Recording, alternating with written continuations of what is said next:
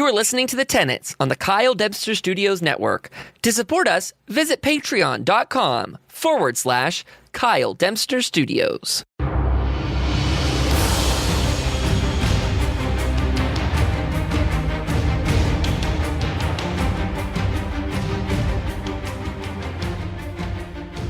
Hello, everybody, and welcome back to a new episode of The Tenets. My name is Kyle, and I'm joined here by my co-host, as always, Stark Realm. Hello, Stark. How you doing today? Pretty good. Good, because we are joined by a now recurring guest to the show, Xynode. Hi, Zy. Hi, how you doing?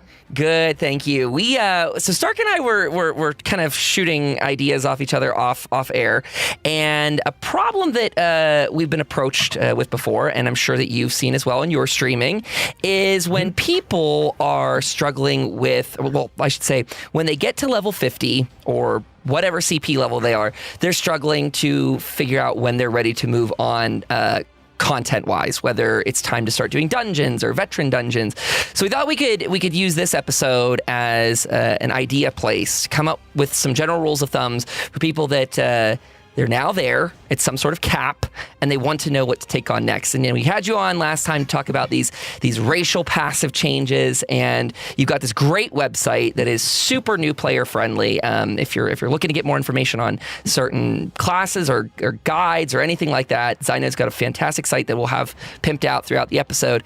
But we thought you'd be a perfect person to talk to because of that approachability, because you make content that is very easy for people to get into and explains itself well.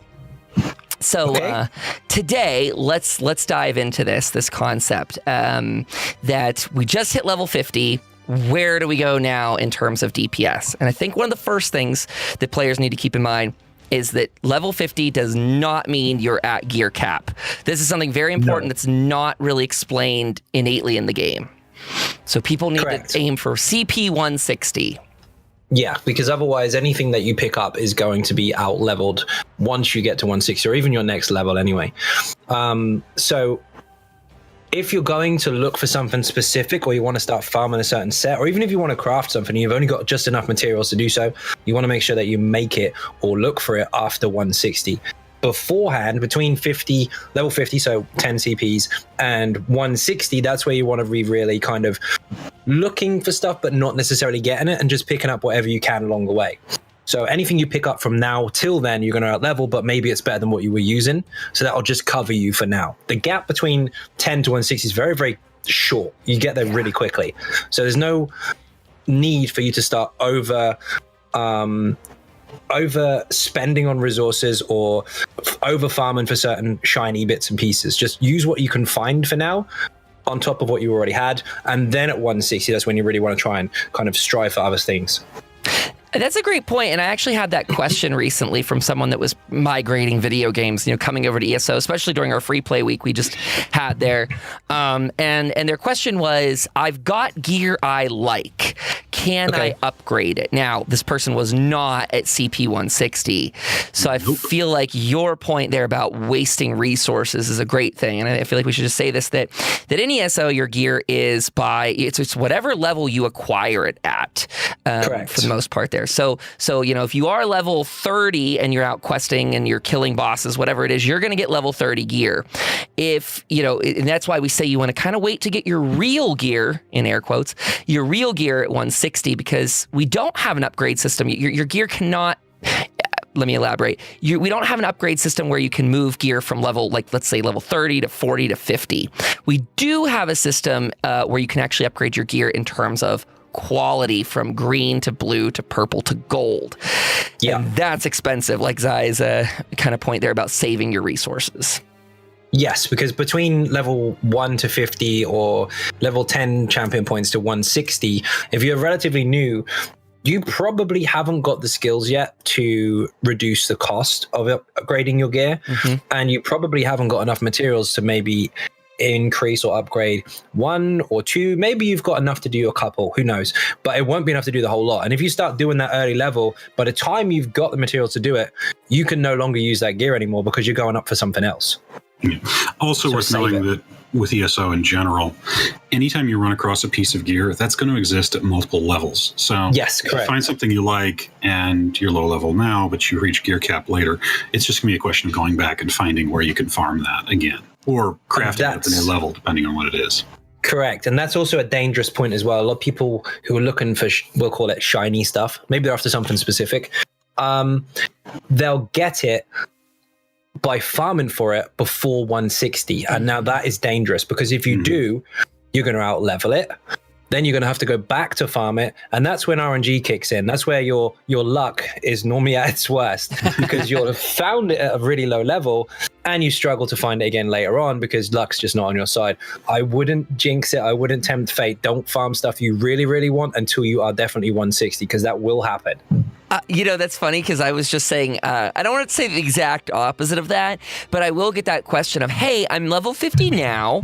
I know I need to get to 160 to get my real gear. What should I do? And sometimes don't hate me for this, but I'll say, I know what you're going to say. I'll say you can go practice those dungeons if you want, knowing that the gear is going to be crap. So I guess it depends on how superstitious you are in that case, because I'm superstitious. I would still encourage people. I mean, this is one of the ones I try to do on my stream as well.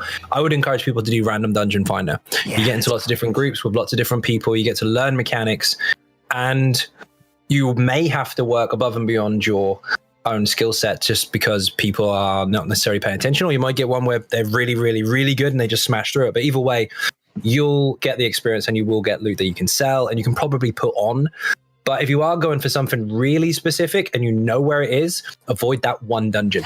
Do all the other ones, but avoid that one. And again, burn and spell weak stuff. Don't do City of Ash at CP10. Oh yeah, now that's a good one. Level 49. Yeah, I got it at 26. So the other thing to point out about using the random dungeon finder like that is you get that bonus to experience gained. The first time a day you're running it, you get that. Plus, you always get like a flat bonus, an extra amount of XP just for completing it. So that's nice. I think another thing that ties into this whole episode is it can teach you kind of the ups and downs of good and bad groups by being in the dungeon finder, because it's one thing to always. It's great to have a core group of friends to always run stuff with. Those are where stories are created about MMOs that will last you a lifetime. Like, you got a core group, you run stuff, you'll have last forever. But also, it helps to do random groups because you're going to see a stark, difference between what is a good group, what's a bad group. You can see how other people react to mechanics that is probably going to be good for you in the future. I try to tell people that there's two things. One, if you're trying to level up, do randoms because of the XP bonus, and you learn mechanics, and you get skills. If you haven't done the dungeons before. Two, especially, well, it works for DPS as well, but especially for tanks and healers. If you really want to test yourself and get better at the game, you need to go into a difficult situation, not like vet difficulty, but I mean into an actual dungeon scenario where you're doing your job, you have to trust everyone else to do theirs, and they're not doing it. So you have to pull a little bit of extra weight, which does push you to learn your class or your role a lot better, because you're going to have to do stuff that you wouldn't normally do. That's a great point.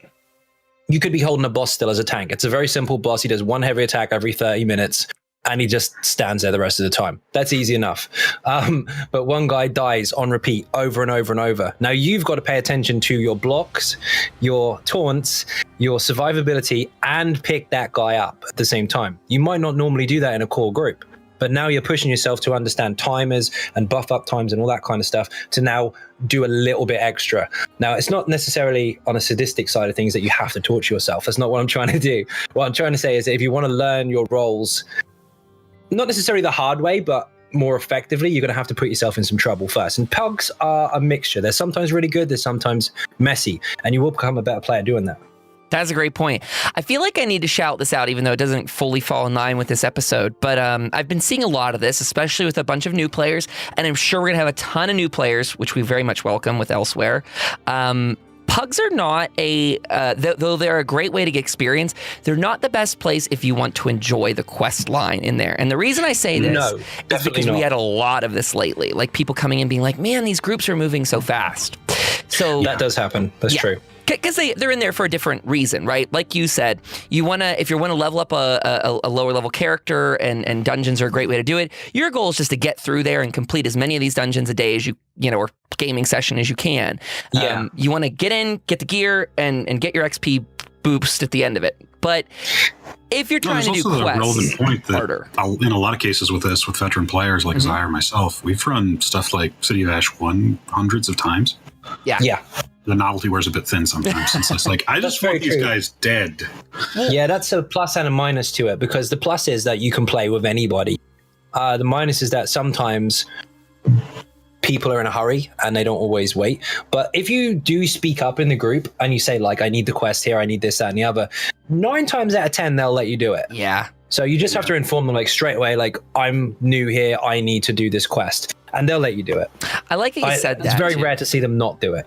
I like the idea. I've been telling some guild members that too, is the idea of speaking up and kind of announcing that you're new, because this community is very different. If you're coming from a different MMO where saying you're new is a bad thing, in ESO, 9 times out of 10, like I said, it's good to speak up and say that, because people will give you pointers. They'll actually help you out with gear. Like they'll, if they can hand you some gear that's helpful or anything like that. That usually happens here. If you're someone that's kind of cheesing it and you're like, no, I know all the mechanics, so, and you're puffing your chest there. The opposite happens. You're setting the expectations too high. And I know that other games, that's kind of the status quo, right? You fake it. You're like, well, if they know I'm new, they're not going to like me. And the ESO, this is why we're doing this whole episode, that this is not the way. We embrace new players. We want to help train new players, make sure you're having the most fun you can. Everybody starts somewhere. That's right. And I do people well to remember that, basically. And a lot of people do. Especially if you speak up. Yeah, and so again, if you're looking to do the quest, say it. If you're struggling with mechanic, don't hesitate to say that too, because people are going to be happy to be like, look, this is what's happening here. So that kind of leads us into a question here, that you're at whatever cap you're at that you're trying to go forward. Let's say, for the sake of this, that you are now CP 160 and you think you have some of your gear that you wanted. You saw it, maybe someone recommended it to you, whatever. How do we start to know if you can start pushing harder content? Harder content being, I guess we should just take it back a step and say, how do we start testing our DPS? What do we know? How do we know where we are? This is something that is a bit of a gray area, because there's so many different ways to make a character, and there's so many skills and passives that you need to understand along the way. The safest kind of starting point is to get to 160, don't power level, because if you do, you're going to skip all the stuff and all the information. You're just going to click all the buttons and you're not going to know what to do. Read your passives first of all. Once you've got what you think you need, that's when you need to kind of start applying some form of rotation. You want to make sure that you've got somewhat of a spammable if you are a balanced build, so you've got damage over time and spammables. So you want to make sure that you've got your dot timers, your damage over time timers, your length of duration of your skills embedded in your brain, or an add-on, whatever you got if you're on PC. So you can keep a track of how long they last and when they run out. And you want to make sure that you reapply them as soon as they run out or just before they do, depending on the skill. Once you've kind of got that mental rotation in mind, that's when you start introducing your spammables and using them in between, but not over the top. You don't spam forever and forget about your dots. You have to keep that cycle up. And that is a base for your overall damage. You keep your dots running and spam in between to that extent. It does get more complex than that, but that's the basics that you want to obviously strive for to start with. Well, I love in there you said not to power level, because we do get a lot of that. And I always say, comes usually from the WoW mentality of like the fun in the game only starts at the last 10 levels, right? Like WoW wants you to be in the latest expansion, so you got to be in the last 10. But at ESO's... There's no content lock for that. Right, and ESO is the exact opposite. Our content starts to get crazy and fun at level 10. You can queue for your battlegrounds and your dungeons, and the world's your oyster at level 10 here. So... your end game pretty much starts at level 10. Whatever you want to do, it's all yours. And like Zai's saying, you don't want to power through all of that, because as Stark has talked about length in the show, and I really hope it seems to be helping people, is that your training wheels kind of wear off. Stark, can you talk about that for a second? Because you've mentioned this many a times.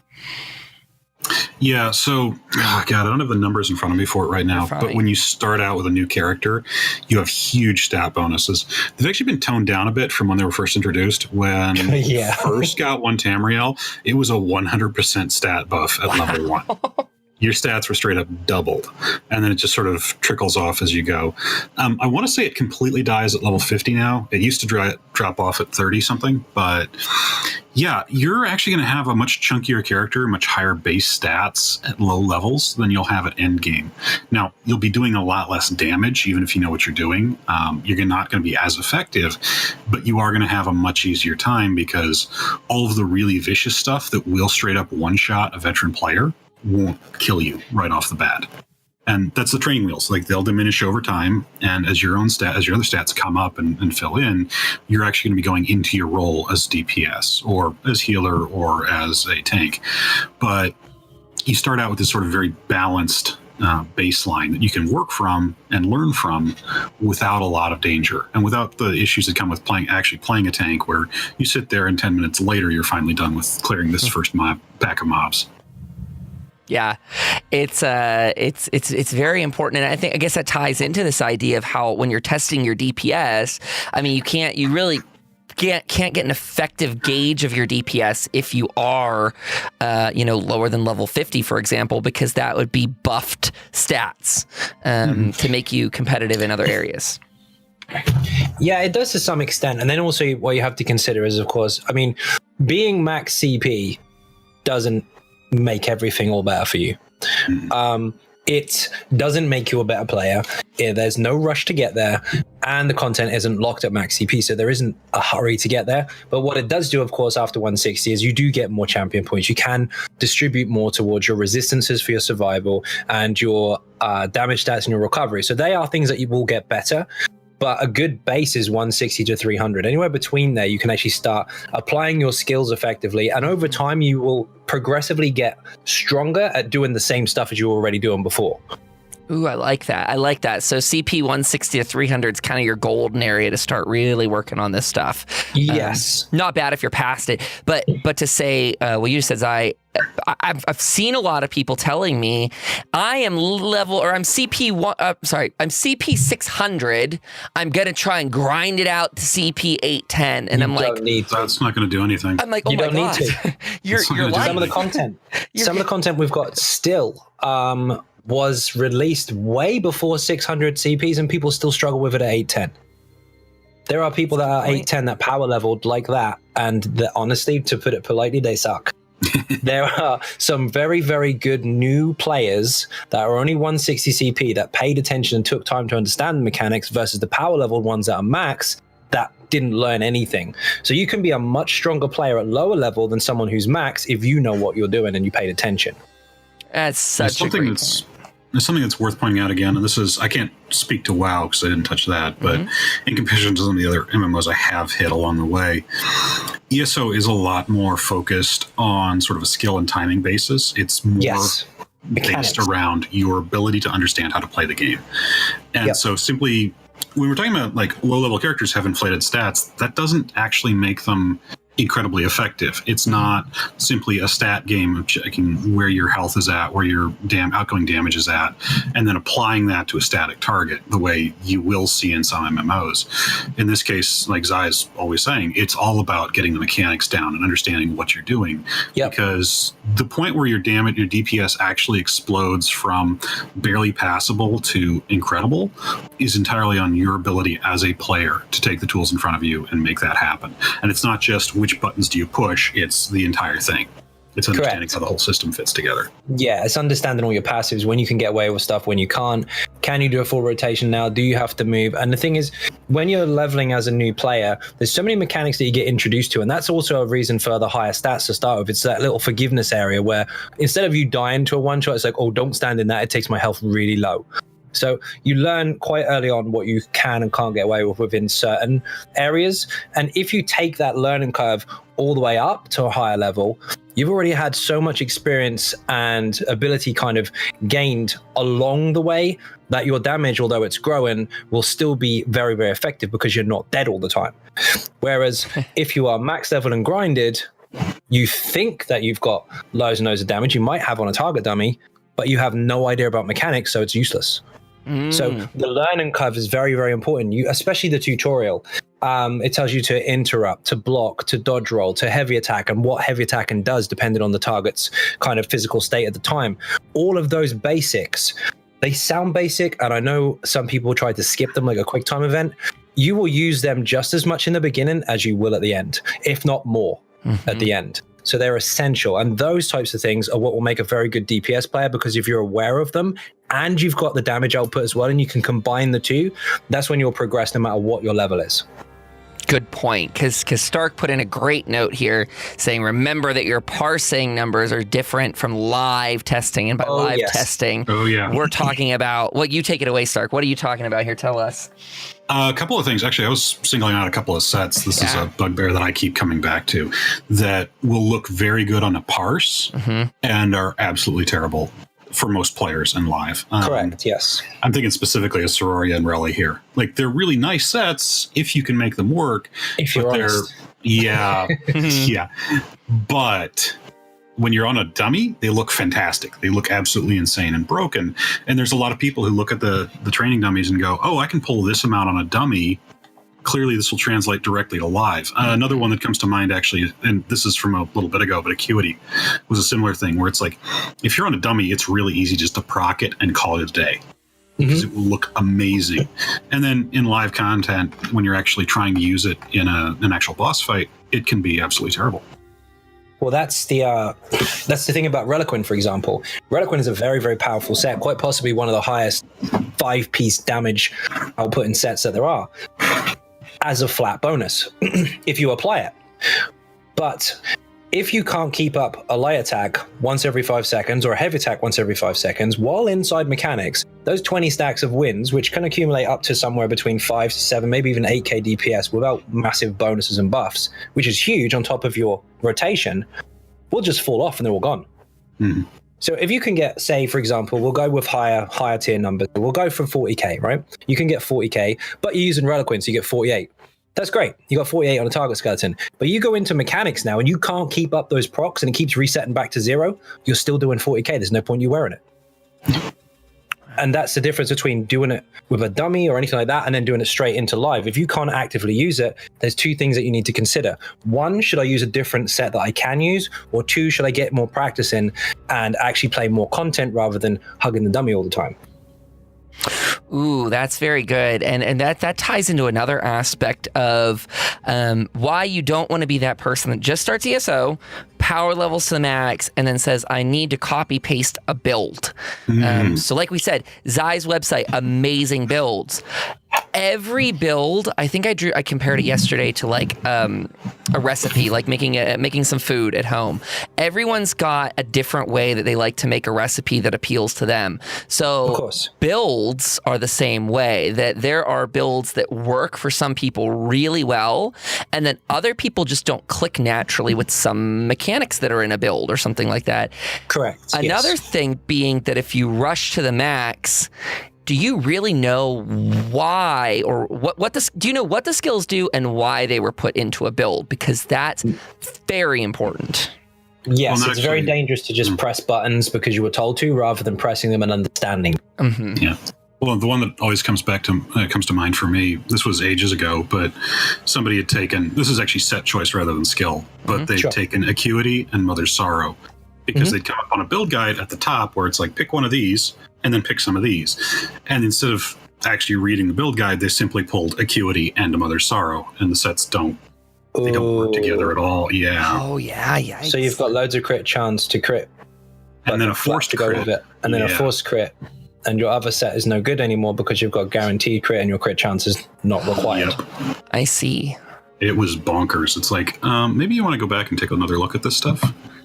Yeah, that's a great point of like just taking it because it was prescribed to you, but not actually knowing why something was prescribed. Yeah, you've got to understand it. You have to understand it. And that's what you get at, Zai. Like when you said, run these random dungeons so you can actually play with things in real situations. And that's why I love to tell people this is a stop and smell the roses sort of game when you're leveling. And my recommendation to people is take all of the skills that come your way. Like take every class skill, and while you're leveling a character for the first time, a class for the first time, put them all like on your bar here and there. Yeah, exactly. Try them, take it off if you don't like how that skill works, swap something else on, because that's what you're going to learn. You try it out in these mobs that you're maybe questing through or something like that. And you start to see, oh, okay, this spell does that. Getting overwhelmed. That's exactly the case. And that's how builds are made in the first place. There are some people that I speak to on my stream occasion. They come in and like, oh, I'll use my main as an example. I'm just going to pimp the DK. They're like, what is the Dragon Knight rotation? Well, if you want an honest answer to that, there actually isn't one. The rotations are created by players with their chosen skill set that they want to use. And you can make up your own as well, if it works towards whatever you're deciding to use. So try the skills out, check out the different morphs, see what they do, and then try and compile something yourself. Unless, of course, you want to use a build. But that's where they come from. Everything is created by a player anyway. Every content creator is a player. So the choices are there for you to use if you want them. But definitely try everything out. You've got to try out the skills. That's half the fun in it. The funnest skill I ever saw was I opened up the breath on the DK. Oh, yeah. And I had no idea it was a thing. I didn't read it properly. I pressed the button and I breathed fire. I didn't care what it did. It just breathed fire. So I'm done. I'm just putting that on from now on. And then you progressively learn over time what its benefits are and all the rest of it. But yeah, definitely understand your skills, read them, definitely read them. But try stuff out above all. You've got to try stuff out. Yeah, definitely agree.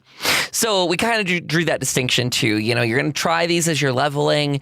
That's going to give you an idea of what a live combat situation is versus a just parsing on some dummy in someone's house. That's a great way to get a check of your numbers that for whatever purpose you want to use and that practice. For. It's good for practice. Yes, practice. That's what it is. They are target dummies, and another term for that is a practice dummy. They are there for practicing. When you practice on a punch bag, it doesn't punch back. Very good point. You still have to spar. Yeah. And then that's right. You take it into a dungeon situation. You see what it's like when there's multiple mobs coming your way, when, someone's incapacitated in a situation. Because, that's a great mechanic to throw out there is many fights that we know of. Scalecaller Peak comes to mind where group members get incapacitated and you have to free them. That breaks your rotation very much so, because you got to stop DPSing, you got to rescue somebody. And there's many mechanics like this in the game. But that's that real world coming in and kind of throwing a hitch in what you have done in the privacy and of your that's house. where your mental timers come in too. Because if you get put into that situation, your dots are running off right now, you're picking somebody up. Do you start your rotation all over again when you've picked them up, or do you pick up where you left off because you're still aware of what's still running? Good point. And that's the difference. You have a lot more situational awareness when you actually get stuck into content, whereas some people just hit the dummy all day. There's nothing wrong with the dummies per se. There's ways to cheese them and stuff like that. I won't necessarily go into that unless you ask, but there are situations where just hitting the dummy all day is not going to improve your performance. You can only go so far with your own rotation and practice before you actually have to apply it in a real scenario and then see how effective you are or the setup versus what you're up against. You might have 3 different rotations for one character based on lots of different situations. Oh, good point. The same thing might not work for everything. So that's what practice is for. Let's talk about that a little bit. So if you're someone, and I know, our dungeons have a lot of fear surrounding them, a lot of, they're kind of infamous for being difficult, just the Elder Scrolls Online dungeons. So, and some people are a little, anxious to go in there with a group for the first time. They don't want to let people down. They don't want anything like that to happen. So we thought we might talk a little bit about some single player content where you can go and actually try out some of these rotations. Okay. So public dungeons, do you guys see some value in people trying to solo those? What level? Well, let's go back to that idea that they're CP 160, just for the ease. So 160, yes. You're going to go into delves and you might kill them. Although public dungeons, they've got a little bit more health. There is a group event in all of them as well. So that would teach you good mechanics versus semi-challenging targets. So I mean, 160 and you're quite new, if you haven't got everything kind of registered, then you may well die to some of that stuff. So yes, that would be a good place to start practicing. Not necessarily for your overall damage output, but for your application of your damage. So make sure you're hitting stuff and not dying, basically. Right. Without running away. There's also something with progression there too with the public dungeons, because ironically, I remember the Hrothgar ones are much harder than any of the others. Oh yeah, especially the newer stuff. You're right. Good point. Yeah, Morrowind is quite challenging for newer players. There's a lot of big packs of enemies, and they're quite stressful as far as mechanics are concerned. So that's also a good one, location-wise. And also the recent Somerset stuff. Some of those delves or the group delves are quite tough especially for newer players. So your damage output wouldn't be huge, but you have damage. Your survival wouldn't be huge, but you can survive. And you kind of have a nice balance where you're not too OP, but you're not quite too squishy yet. So that will give a decent challenge, and it will give you room to understand what's going on as well. And keep in mind dying not being a bad thing, right? Because you do... It's not EverQuest. You don't lose XP. Right. There's no punishment in that way. There's a little bit of gear durability, but that's just like, what, about 100 gold or so? Yeah. And it's not a big deal. One thing I think you benefit from is being pushed to that brink of death, which forces you to use some of your other things. So whether it's a potion or other mechanic in that way that you're trying to do a clutch save of yourself, at least, so you don't go down, because that can be important too in dungeon content, especially when you're getting started. If you're running with random groups, especially where you can't guarantee that people are going to be able to keep you up, et cetera, it's good to be pushed to that edge of death where you kind of realize, well, what do I start doing when my health is almost gone? Like, that's very true. When it comes to that, it depends on what class you are as to what heals or survivability you have to your in your arsenal, basically. But as far as potions are concerned, like higher tier stuff, like over 160, when you're really trying to push it, not as a new player, but you just go in kind of mid-range area, that's when you'll be looking at potions for more damage output and more buff up times and stuff like that. When you're lower level, around the 160 CP area, you've probably picked up an abundance of trash pots off the ground, and that's when you utilize one of the three, the stamina pot, the health pot, or the mag pot, to be a bit of a, oh my god, I'm in trouble button. So if you're a magic build and you're quite good with your survival, but your sustain struggling, you might want to pop some trash pots occasionally for magicka. If you're stamina, same applies, but on the stamina side of it.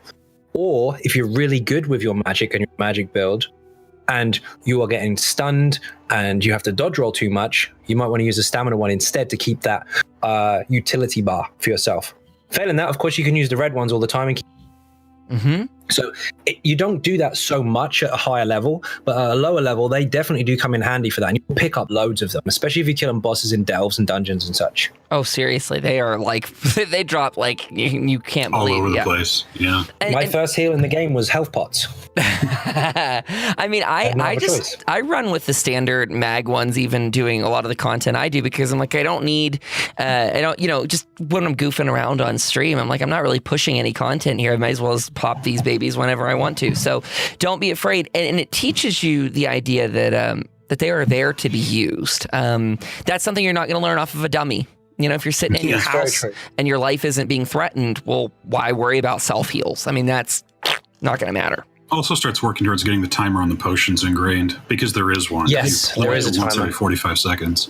Yep, 45 seconds. And then if you make crafted ones, then there's skills and stuff that you can use to enhance their duration and stuff like that. It does get progressively more in depth. But yeah, to start with, your basic timers and stuff do need to be kept on top of. So then when you can kind of force yourself with a heal or some resource gain or whatever. When you're much later on, you'll be using them every time they're available, every single time. But when you're lower level, they're kind of your emergency, what do I do now button. Yeah. And also what's really helpful is the daily rewards. You actually get crown tripods. Yep. Occasionally throughout your daily rewards. So you do actually end up stacking a lot of those up, and they're really helpful as well. That's a great point. Those are a nice thing to save. I just chuck them in the bank just for a rainy day sort of situation. Yeah, exactly. You do, but a new player, that's a lifesaver. Oh, absolutely. Absolutely. So moving on from the dungeon situation, because that's a great, that literally is an example of dungeons, right? That's kind of what they're there for. They're a public dungeon. Anyone can go into it. You might even run into some other players in there. So you most likely will. Right. Yeah. So you might even get to kind of bounce some of your synergy off of other people there. You know, there might be a healer running through there and you get to take advantage of actual synergies in the game. That's something not to avoid. And I feel like, again, this is almost tangential, but it's something to mention that please take advantage of synergies. I see a lot of people, I don't know if it's afraid because, well, maybe they just don't know how they work, or they think a better synergy might come their way, or they're not sure if they're the person that should be triggering it. But as a healer, I'll always be reminding people, hey, use these synergies I'm throwing out there for you so you can get your resources back. Everyone will benefit from every synergy regardless. And if you are picking them up and you're on a 20-second cooldown, that ability will be back down before it's over and someone else can pick it up anyway. Yeah. That's a great point. So don't be afraid to jump in on that. That's a part of group play in Elder Scrolls Online is you want to be using that. So if you see them, it's usually if you're a PC player, it's going to be X for you. But take advantage of those when they come your way. Let's see. What do you move on to after these dungeons? So what about world bosses? Could those serve people's training? Yes, they can. There are several different world bosses, and along the way, we've obviously had more enhanced content with different chapters and such. Now, the more recent chapters like Somerset and Morrowind do have some mechanically challenging world bosses. There are some that are like epic fights, and there are others that require other people to be involved so you can interrupt and all that kind of stuff. Base mechanics were still very, very important. Whereas some of the base game stuff, most of it, a very high-end player could probably solo, whereas a lower-tier player or a newer player would have trouble. But if you've got maybe a friend or you're just on your own and you just want to try your luck with them, you will actually learn quite a lot from them. You'll be able to apply damage to it. You'll be able to see the damage that they're doing to you and all the different mechanics and such. So the basics of block, interrupt, stay out of stupid, all that kind of stuff will apply to some of the base game bosses, and you'll have a much better chance against those rather than the, say, not necessarily the higher tier, but the more recent stuff. If there's two of you, however, and you've got a tank, go nuts. He can hold it still and practice the mechanics while you do your damage, and you can see how effective you are towards that particular target. Yeah. They're not bad at all, especially Deshaan. Deshaan's a very good place to practice world bosses because most of them are single target. They're just one boss. Except for the caravan with the Gua. That one is heavy mechanics. A lot of higher players can't solo that, but if you know what you're doing, you can. So they're good to practice on for a vast area that you're fighting in, big mechanics, and then obviously a reasonable amount of health as well. So stuff like this. Deshaan's probably one of the better areas to practice if you're new to world bosses.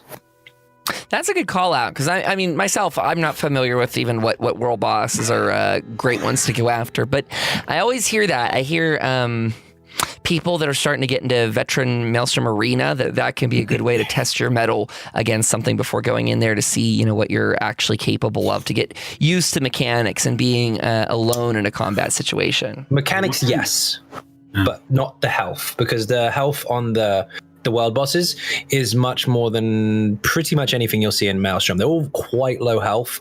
So it's more about your burst, but mechanics are definitely heavy in there. So it's very good to go up against them and where to plant your feet in a situation. So definitely mechanics will teach you for that. So the world bosses for that purpose, yes, but not so much the health and the DPS output. Excuse me.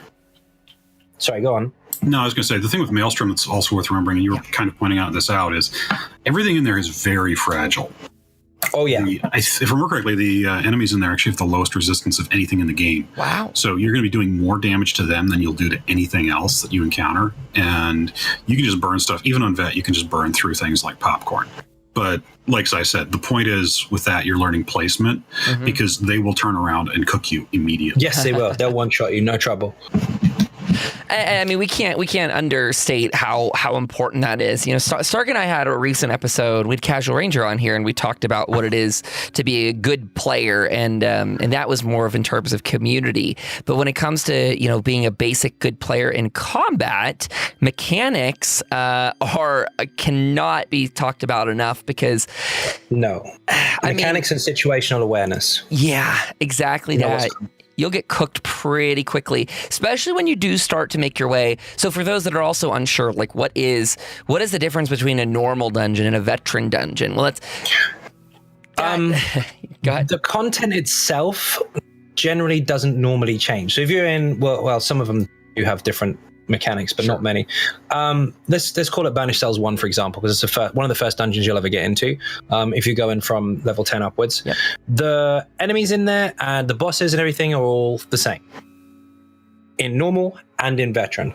But in normal, they have much less health. They don't hit anywhere near as hard, and you'll probably want to you will want to start there. You might have a rough time to start with, and you'll eventually get better and better and better at it. Now, once you do get good at that and you start going into veteran, you'll see the same stuff, but everything is much, much more difficult. They double their health, hit not quite twice as hard, but pretty hard, and you have to pay much, much more attention to the mechanics themselves. So in that respect, normal will teach you where to place your feet, but it won't prepare you for the damage you're about to take. So you do need to know what you're doing before you go in there, if that helps. If you're with a group of people that are already really, really familiar, you can probably just trail along behind them and you'll be fine.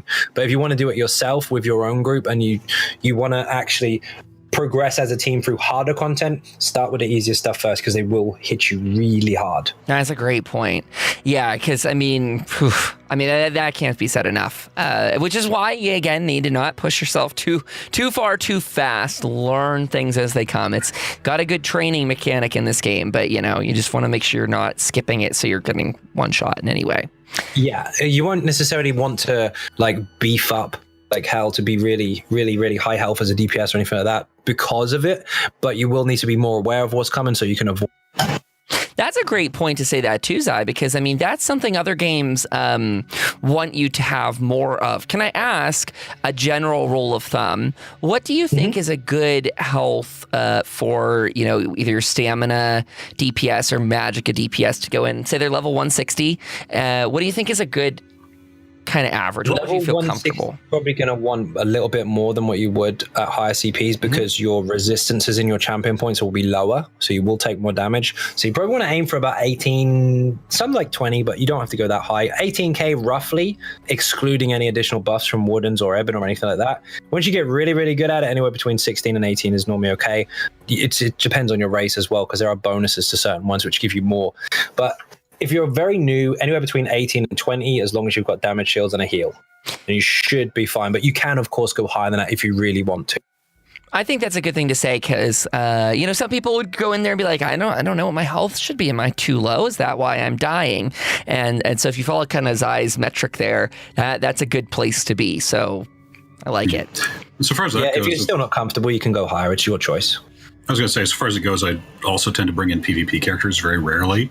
And they'll start around 23, 25 and sit around there. And it's not what you'd usually see with PvE, and the DPS is a little lower. But yeah, you need to be a lot chunkier for PvP in general. So that's, if you've got, if you put scare quotes on this, you have too much health, that's not the end of the road for you. No, you can go flat out, stam more magic resources at a higher level and still hit 16 to 18k without even trying. Yeah. But if you are struggling with your attributes, you're not sure where to put them and all the rest of it, just consider, of course, if you do put more into health, you will drop your damage pool, so it will go down a bit. But that's kind of the trade-off. Are you too squishy and do you need the extra, or have you got enough and can you put it all into one stat? It depends on the person and how they adapt to the situations. Good point. So in the essence of time here, and trying to cover a good many items, and we've actually already talked, I think, Zai, you've talked about dots and stuff like this throughout the episode. But basic, how do we start DPSing? What is the basic skill structure and concepts? And we have a couple here outlined. Well, you're going to, like I said, with the damage over time, that first of all, keep on top of those, make sure that you've got them rotating over and over and over with your spammables in between. Now, single target damage is of course very, very good if you're trying to take down a single target, so just a boss. But as you know, in dungeons, trials, all that kind of stuff, even Maelstrom, you've got multiple things at once. So you are going to want some passive area of effect on the ground, whether that's in the form of dots or burst damage or whatever. You're going to want some area of effect down so that multiple targets take damage rather than just the one. Because if you have 10 targets right now, including a boss, and you go from 1, kill him, 2, and kill him, and you can see where we're going, it'll take forever. So you want to make sure that you've got some damage over time on the ground as well, so they passively dip while you're hitting other stuff and eventually everything dies together. That's very important because there's specifically fights that you're going to encounter as a player that do require that you're taking down mobs at a time. Correct. So yes, especially bosses. There's a lot of bosses in the game that do have annoyances and ads that come running in, and if you don't get rid of them, you're in trouble. So instead of focusing on one or the other, which you can do as well sometimes, you do want to have that passive area of effect down, because not only are you killing the ad that comes in, if you do have to switch to it and focus it, the damage is still on the ground to still affect the boss, so he's not just doing nothing. Mm-hmm. So it spreads out. I see you got weaving on here. Weaving's actually really important. Light and heavy attacks. Heavy attacks will return resources. So a full charge heavy attack, if it's a magic-based weapon, will give you magic back. If it's a stamina-based weapon, it'll give you stamina back. So that's essential for your sustain. It's no good you just spamming buttons and running out of juice, because then you can't do anything. So you want to make sure that inside your rotations, you've got some way to sneak in a heavy attack, or even use a heavy attack actively in your rotation, every rotation if you have to, depending on what build you're using, to just constantly keep up your resources, not just rely on your own base recovery. So those are important, but the light attacks above all, if you're not doing heavy attacks, maybe you don't need to right now, always light attack between every single skill.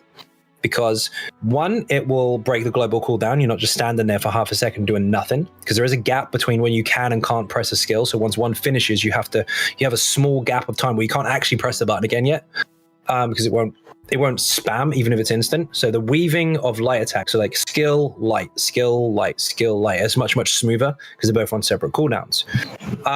Plus, the higher your resources, the more damage you do with your heavies, and lights and heavies are a really good filler for time and also a filler for damage. You can actually, in some builds, have almost your highest output of damage being your light or your heavy attacks, even though you're still using skills, even though you've got dots down and area of effects down and all that good stuff doing loads of damage. Some of your highest damage output is actually your light attacks, and people forget about that base ability, and that's free.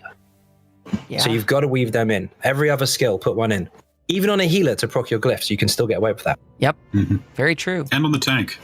Yes, definitely on a tank. Yeah. You can proc your glyphs. You can definitely heavy attack as a tank. Don't just hold block all day, but that's a separate story. That's not DPS. But yeah, you're right. You definitely got to do that. Well, and I guess we should say that too. I should have said this probably closer to the start, but the reason we aim this a little bit more at DPS is that's the traditional question for most people hitting, let's say, gear cap for the first time. So they're at CP 160. They usually tend to be DPS. Some people branch off earlier and, they decide to be a tank or a healer, but those are a lot of these mechanics still, or a lot of what we've said, and especially related to the mechanics, still fall into this category of, you got to be careful of what's going on and be situationally aware. Probably, I don't want to say more so, but yeah, as a healer and a tank, you've got to be very on the ball with that sort of stuff. So we chose to hone in on DPS, but if you guys are interested, we can always talk more in the future about this from kind of a tanking perspective or a healing perspective too. Mm-hmm. Anything else you want to cover in basic skill structure before we move into kind of a class overview? Just underlining how important heavy attacks are for your sustain, especially at low level, because your regeneration of either of your resources is not going to be very high at 160.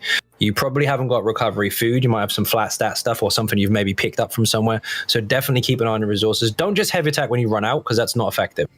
Heavy attack occasionally when you've got nearly full or half a bar, whatever, depending on what you're doing, because that will just keep it topped up. If you burn down to nothing, that might be the bar that you're blocking with, and you've got nothing to block with anymore. That is very well said. Very, very well said.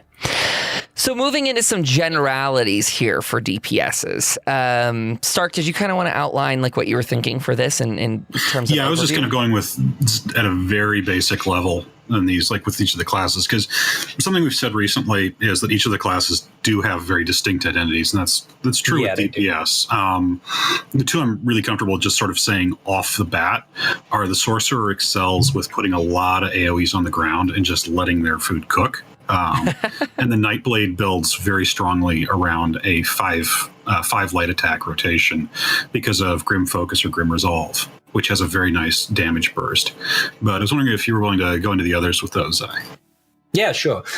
Dragon Knight traditionally is very good at they do single target, and you can obviously apply AoE effect as well, but they're focused on damage over time. So their main class abilities are really good at keeping dots on the target. So you've got the Flaming Breath, whichever morph of the two you choose, whether you're magic or stamina, is damage over time, plus applying buffs and debuffs. You've also got Sear and Strike, which is Venom Claw or Burning Embers, which are both flame or poison. Either one of the two morphs is a damage over time. You've got those in your arsenal. You do have a spammable as Magicka. You have the whip, but at the same time as throwing in that spammable, the same kind of scenario is what I mentioned to start with. Keep your dots on, throw your whips in as well. Whereas the Stam DK, it's more keep your dots up and then maybe use a weapon spammable or something like that, or just all dots. They're very good at damage over time. The Templar, that's a difficult one as far as that's concerned, because you can go either way. That actually has some decent ranged spammables, especially if you're using Dark Flare and stuff like that. But also up close, they're very good at damage over time and direct damage, kind of being in the face of the target. And something that's very important for the Templar, if you use Solar Barrage instead of Dark Flare, is that you have the ability to have Empower. Now that is increasing your light attack damage, which again reiterates on the point of how important it is to weave your lights. So they can go up close and personal or range. They can go either one of the two ways. The Warden, that one is very good for burst damage. So your Shulks, for example, they take 3 seconds before they actually fire, but you can fire off other abilities while they're on the way. So even at range, you can do loads of damage, or even close, again, you can do loads of damage. But when that actually pops, if all your dots are down and your direct damage from like your budgies or whatever, they're not called budgies, they're cliff racers, are down, you could probably get off like 3 of those before the Shulks pop, and the combined mixture between the dots and those direct damage and the Shulks all at once initiate kind of that pop and burst and heightened damage every few seconds if you're using those. So you have very different class basis. So the DK is all damage over time. The Warden's very good with burst, kind of like the Nightblade. It's very spammy and burst-like. And the Templar can go either way, the two, depending on whether you're ranged or up close. But then, obviously, that's just class-based. That's not necessarily introducing weapon skills or guild skill lines and stuff like that, because that can also change the tide of it for all of them. Mm-hmm. Great point. But at base, that's kind of their overlay, if you like, or overview even. Themes, I guess. Yeah. Yeah, and that's very important because, you know, if you're moving from one class to another, and especially we encourage that for players that are just starting out, the one I'm gravitating the most towards is if you are just starting, you want to take your character to about level 20 to get a good feel for what it is and what it might be in the future but try other classes, see what clicks best with you. Oh, definitely. Yeah. I always say, we'll get to people that ask, what's the best damage dealing class? And my immediate response is whatever jives best with you, because if you get onto a character and you just don't like the way it plays, you're going to do worse with it. Just because definitely. You two don't jive. You need to work together. You and your character got to be on the same page. And that's why it's this idea of try them all out, see what works best for you. I think it took me about 3 character creations before I chose mine. So, well, that's the thing about the classes overall. I mean, they're all equally capable of pumping out a lot of damage depending on your build.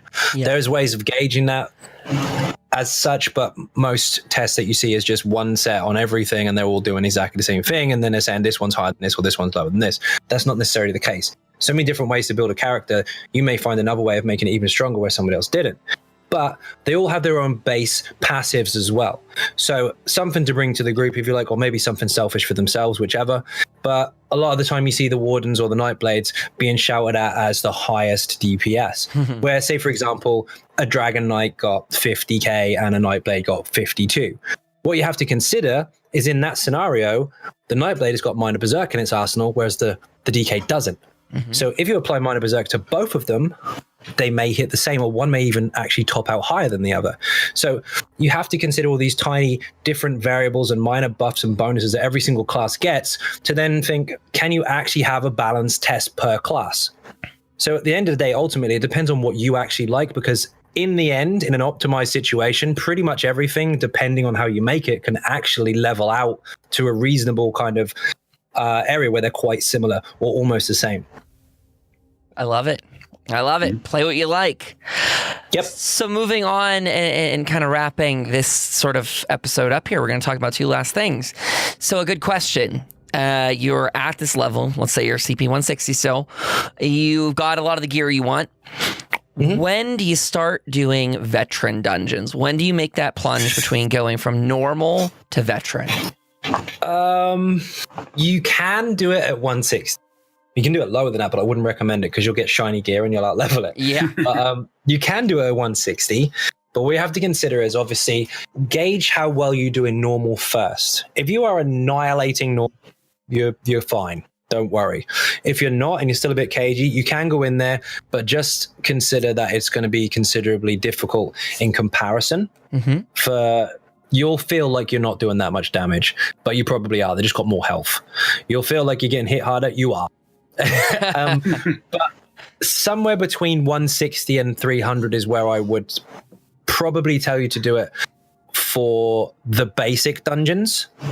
So the base game ones. So version 1 and 2s, and then you've got neutral ones like Blessed Crucible and stuff like that. DLC ones, I know the Dungeon Finder's for that. 300 plus. That is safe for players that pay attention. So if you've leveled properly, you haven't power leveled, you've understood mechanics along the way, you've steadily leveled your character up and understood what you're doing up until this point, at 300, you'll probably be quite safe in DLC dungeons. Yeah. On veteran. If you haven't, you might want to go a little bit higher, maybe 450, something like that. It's a different ball game entirely, especially with the more recent dungeons. That might even want to push it to about 500, but I wouldn't necessarily recommend it. You can go 300 plus on the vet ones, on the DLCs, and you can go 160 to 300 on the lesser ones, as long as you feel comfortable. If you don't feel comfortable, there's no rush. Yep. But you can do it at any of those two stepping points. So 160 to 300 for the base ones, and then 300 to 450 for the vet DLC ones. And I think one important line, and we may have already drawn this, but one to reiterate is a large mechanical change between normals to veterans is that you can survive a lot of AoE effects in a normal dungeon that will then one-shot you in a veteran. So that is a good gauge, like Zai just said, if you've learned your mechanics along the way. So, because, and it could be great, you know, if you're someone that you're not sure where you stand, even if you might be doing some veterans and such like that, if you always want to double check what a dungeon is going to be like, you can run it on normal because most of the AoEs are going to be there that are going to one-shot you eventually in veteran, you know? So you can practice that, and that has that forgiving nature that, well, it still might hit you for 75 or 50% of your health, but it's not insta-death. Whereas you move on to a vet DLC and that's a one-shot. Correct. Now, the vet ones, the reason you want slightly higher CPs isn't anything to actually do with your damage output. It's more to do with the amount of CPs you have to contribute towards your resistances, because there are a lot of things that hit very, very hard in there. Now, for a tank around the 300 CP area who's got a lot of good mechanical awareness, they'll probably do quite well, but things in some of the newer DLCs can still one-shot you even if you're blocking. So you've got to watch out for that and maybe push a little bit higher this before you risk it. But if you know what you're doing, then there's no harm in it. You could still do it. There's nothing there to say that you can't. It's just, that's the reason. It's not, oh, you don't have enough damage, you can't do this. That's not necessarily the case. It's about your survival, because they will hit you a lot harder. Great point. And as something to leave people on here, if you're at 160, you're ready to get some gear, we thought we could leave you guys with some idea sets. And I'll let Stark take these away because he knows a little bit better. And Zai, you feel free to jump in. But we thought we could give you some sets. Feel safe with. This is stuff that you can even start before that, because it's all almost all crafted. Great point. So with Magicka builds, Julianos 5-piece is always going to be solid. You're always going to get weapon damage off it. It's always going to get you more outgoing damage. It's not going to contribute to survivability, but that's not the point. You're just trying to boost your damage. Seducer is also very good. Now you can run this to 5-piece also if you want. This one will reduce the cost of your abilities, so it'll make sustain a little bit easier. The other one here, and this is going to be repeating with Stam in a second, is the Willpower set. Now, you get this from running your random normal dungeons, and you can get this in jewelry and weapons. It doesn't really matter which, but if you get this for jewelry, and you can just keep upgrading it as you go, don't worry about the trait for now. This will give you a very solid stat base. You can attach that with Julianos and then pieces of Seducer, or with Seducer and pieces of Julianos, either way. And you have a very cheap to replenish supply of gear if you can craft, or you can get access to crafters as you're leveling. And then also, once you hit 160, it's going to be very easy to put this together and run with it as you're trying to collect other gear. Similar setup with stamina is Hundings and Night Mother's Gaze. These are also both crafted sets. And the agility set, which you get the same way you get willpower. In fact, you'll probably get a lot of agility while you're getting willpower. So same basic idea. You usually want to run all 5 pieces of Hundings and then the agility jewelry and then 4 pieces of Night Mother's Gaze if you're trying to create a build out of that. But it's just a very solid, you can start here and then start replacing it with stuff that's more useful once you know, okay, this is what I'm trying to do and this is the gear I'm looking for. But those two will just be very nice, very slick, simple. Starting out, here's something you can just grab right now if you've got a crafter or if you've got access to another player who's a crafter. Yep, that's very true. Both of them for both Magicka and Stamina give what you need. You've got your flat stats, you've got your crit, you've got your increase to weapon or spell damage, and it's all your basics for your support towards your damage output. And of course, Seducer's got recovery on it, which it helps if you're not too good with heavy attacking because it'll keep your costs down, and you'll be able to spam a little bit more. There you go. There's some beginning sets to play with that you can, like Stark said, you can craft them. You can use them while you're leveling up too.